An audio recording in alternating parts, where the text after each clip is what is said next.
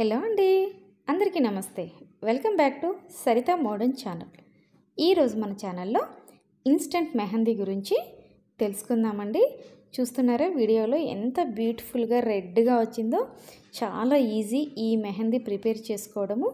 ఈ మెహందీ కూడా నేను మీకు కొబ్బరి చిప్పలతో ఎలా తయారు చేసుకోవచ్చో చూపిస్తున్నానండి.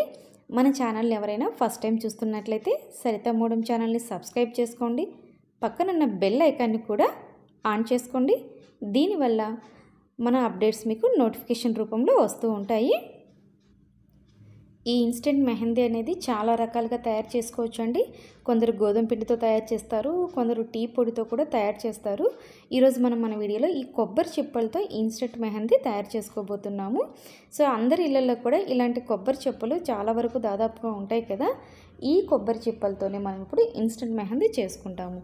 ఇప్పుడు ఈ కొబ్బరి చిప్పల్ని ఇక్కడ వీడియోలో చూపించిన విధంగా చిన్న చిన్న పీసులుగా చేసుకోవాలండి.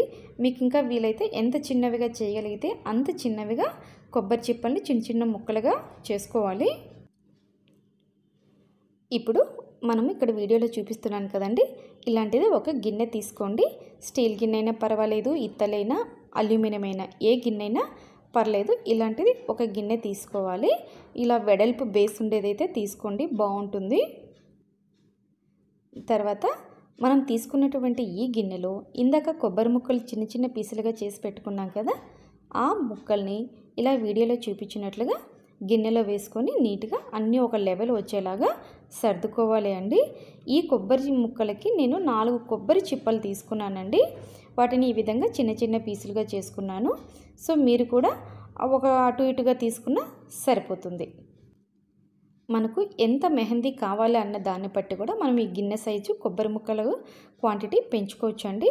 సో ఆ తర్వాత ఇక్కడ ఒక చిన్న స్టీల్ గిన్నె లాంటిది తీసుకోండి. స్టీల్ లేదా గాజు పాత్ర అయినా పర్వాలేదండి. ఆ కొబ్బరి ముక్కల మీద ఈ మనం ఇందాక తీసుకున్నటువంటి ఈ చిన్న స్టీల్ గిన్నెని పెట్టాలన్నమాట.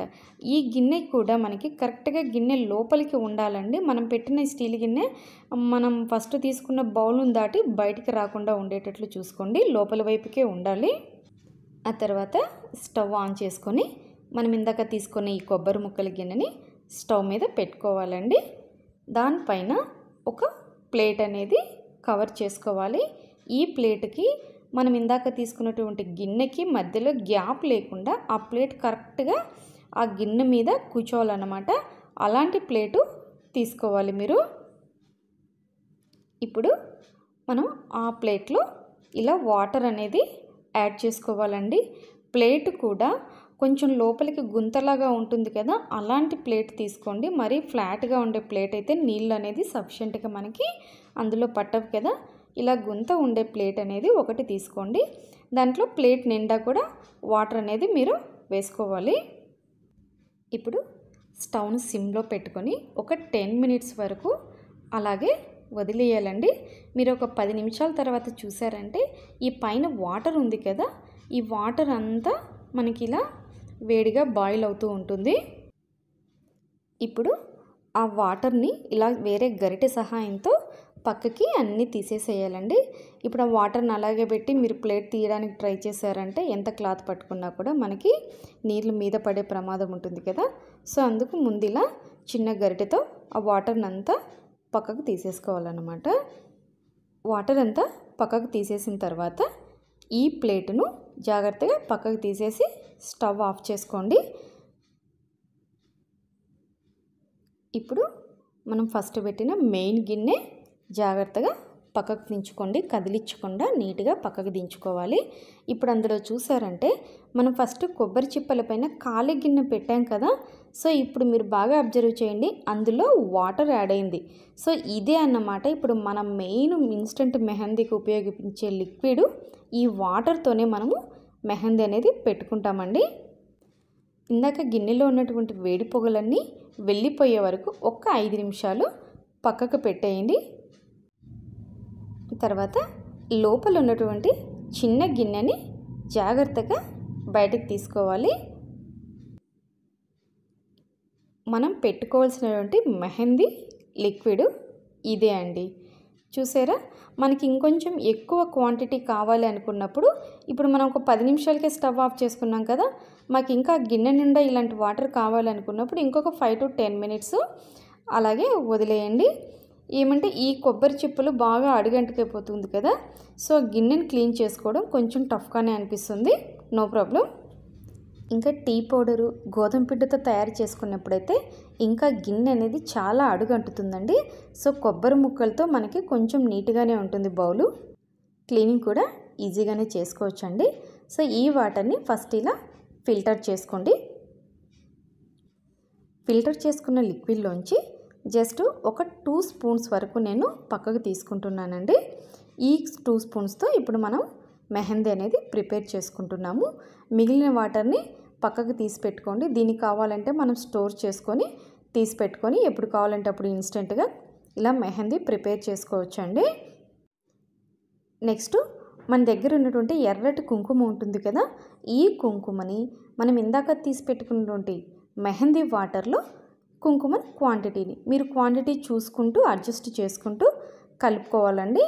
ఈ కోన్ అనేసి మనకు మరీ గట్టిగా ఉండకూడదు, అలాగని ఎక్కువ లూజ్గా కూడా ఉండకూడదండి.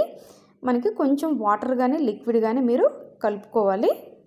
ఇలా కలుపుకున్న తర్వాత మన దగ్గర ఇయర్ బడ్స్ ఉంటాయి కదా, ఈ ఇయర్ బడ్స్తో ఇలా మనం చుక్కలుగా మామూలు గోరింటాకి ఎలా డిజైన్స్ పెట్టుకుంటామో అదే విధంగా డిజైన్ అనేది పెట్టుకోవచ్చు అండి.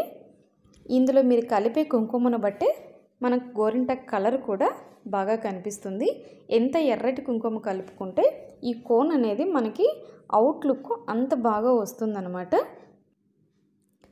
దీనికోసం మీరు ఇయర్ బడ్స్, టూత్ పిక్స్, మన పెన్నుల బ్యాక్ సైడ్ వస్తుంది కదా రీఫిల్స్ సైడు, ఇలాంటి వాటితో మీకు నచ్చిన డిజైన్స్ మీ క్రియేటివిటీ యూస్ చేసుకొని ఎంత మంచి డిజైన్స్ అయినా కూడా పెట్టుకోవచ్చు అండి. చాలా బాగుంటుంది. బయట దొరికే మనకి ఇదే ఇన్స్టెంట్ గోరింటాకులో చాలా కెమికల్స్ ఉంటాయి కదా, ఇది ఎటువంటి కెమికల్స్ లేని ఆర్గానిక్ అండి. ఏ సైడ్ ఎఫెక్ట్స్ ఉండవు. మీరు ఎప్పుడు చేసుకోవాలంటే అప్పుడు జస్ట్ ఒక 5 to 10 మినిట్స్ ప్రాసెస్ టైం అండి, ఎక్కువ టైం కూడా పట్టదు. సో ఇకపైన మీ ఇంట్లో ఉన్నటువంటి ఏవైనా కొబ్బరి చిప్పలను కానీ వెంటనే పడేయకుండా ఇలా ముక్కలు చేసేసి పక్కన ఎక్కడైనా తీసి పెట్టారనుకోండి, మనకి ఎప్పుడైనా కోన్ పెట్టుకోవాలి అనుకున్నప్పుడు ఒక 10 నిమిషాలు ప్రిపేరింగ్ టైం కేటాయిస్తే చాలు, ఇమ్మీడియట్గా పెట్టేసుకోవచ్చు అనమాట. ఇలా మొత్తం పెట్టుకున్న తర్వాత ఒక 5 మినిట్స్ ఉంటే చాలండి. 5 మినిట్స్ తర్వాత నీట్గా వాటర్తో, ప్లెయిన్ వాటర్తో వాష్ చేసేసుకోవాలి. 5 మినిట్స్ తర్వాత వాష్ చేసుకున్నామంటే మనకి చాలా ఎర్రగా వచ్చేస్తుంది గోరింటాకు.